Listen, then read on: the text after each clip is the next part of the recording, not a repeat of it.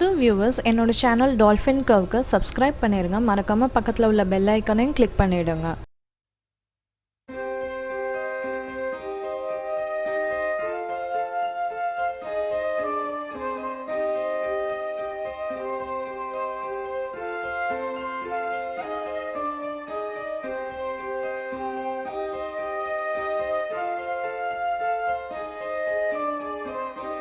Cake செய்ய start பண்ணிடலாம். அதுக்கு நான் 1/4 கப்பு ரைஸுன்னு பாலில் ஊற வச்சு எடுத்திருக்கேன். அதை நல்லா ஒரு 10 to 15 மினிட்ஸ் ஊற வச்சுட்டு மிக்சியில் ஒரு கோர்ஸ் பேஸ்ட்டாக அரைச்சிக்கிறேன்.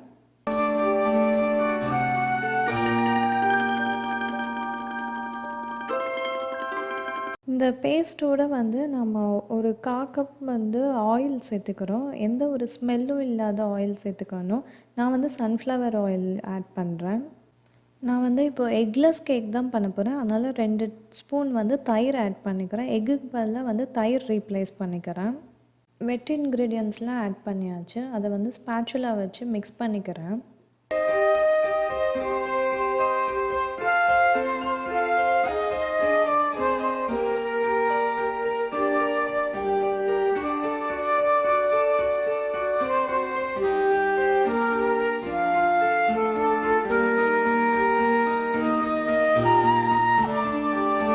இந்த ஸ்டேஜில் நம்ம ட்ரை இன்க்ரீடியன்ட்ஸ் ஆட் பண்ணலாம். 1/2 கப்பை நான் கோதுமை மாவு ஆட் பண்ணுறேன். இந்த கோதுமை மாவை நீங்கள் மைதா மாவு கூட இதுக்கு பதிலாக ஆட் பண்ணிக்கலாம்.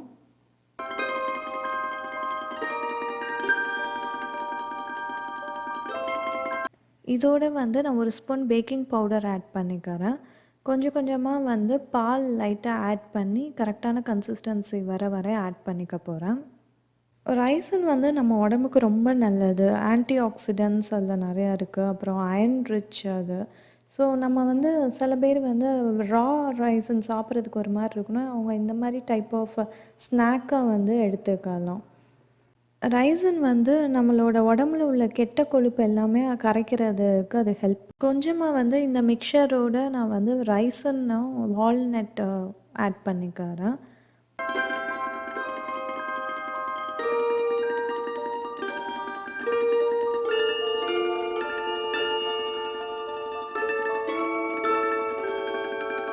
நான் இப்போ ரெடி பண்ணி வச்சுருக்க பேட்டரை நம்ம எந்த மோல்டில் கேக் ரெடி பண்ண போகிறோமோ அதில் ஒரு பட்டர் பேப்பரை ஆயில் அப்ளை பண்ணி வச்சுருக்கேன். அதில் நான் ரெடி பண்ண பேட்டரை போர் பண்ணுறேன்.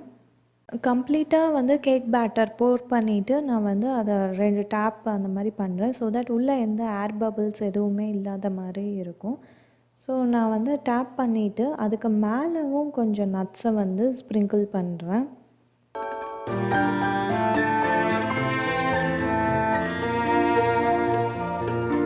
நம்மளுக்கு பிடிச்ச எந்த நட்ஸ்னாலும் மேலே டாப்பிங் பண்ணிக்கலாம். நான் வால்நட் கேஷ்யூஸ் மட்டும் டாப் பண்ணியிருக்கேன். டாப் பண்ணிவிட்டு லைட்டாக ஒரு டேப் கொடுக்கணும். அப்போ தான் உள்ளே செட்டில் ஆகும். அப்போ தான் பேக் ஆகும் போதில் வெளியில் பாப் ஆகாமல் இருக்கும். இன்றைக்கி நம்ம கேக் ஸ்டவ்வில் தான் பேக் பண்ண போகிறோம். ஸோ அதுக்கு ஒரு பேனில் கல் உப்பு ஸ்ப்ரெட் பண்ணி விட்டு ஹைட் டிஃப்ரென்ஸ்க்காண்டி நம்ம டம்ளர் இல்லை இந்த மாதிரி ஒரு பாத்திரம் கூட வச்சுக்கலாம். ஒரு 5 மினிட்ஸ் இந்த பேனை ப்ரீ ஹீட் பண்ணியிருக்கேன் மீடியம் ஃப்ளேமில்.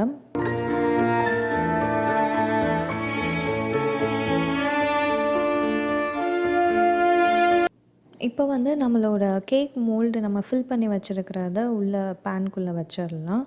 வச்சுட்டு இது கரெக்டாக ஒரு 40 மினிட்ஸில் பேக் ஆகிடும். நம்ம லோக்கும் மீடியமுக்கும் நடுவில் ஃப்ளேம் வச்சுக்கணும்.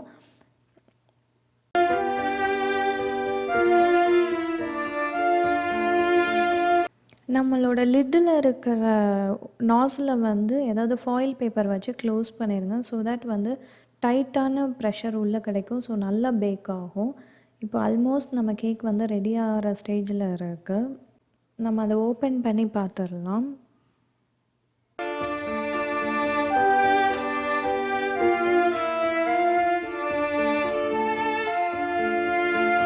கேக் நல்லா பேக் ஆகிருக்கான்னு செக் பண்ணுறதுக்கு ஏதாவது ஸ்பூன் இல்லை டூத்பிக் வச்சு அதை போக் பண்ணி பார்த்தோம் அப்படின்னா எந்த ஒரு பேட்டரும் ஒட்டாமல் வரணும்.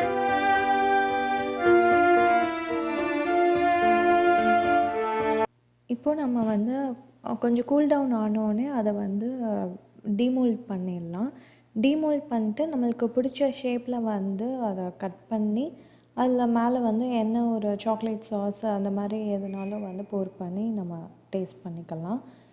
இது வந்து ஒரு ஹெல்த்தியான, நல்ல ஹெல்த்தியான, யூஸ்ஃபுல்லான ஸ்நாக்கு. வீட்டில் ட்ரை பண்ணி பாருங்க.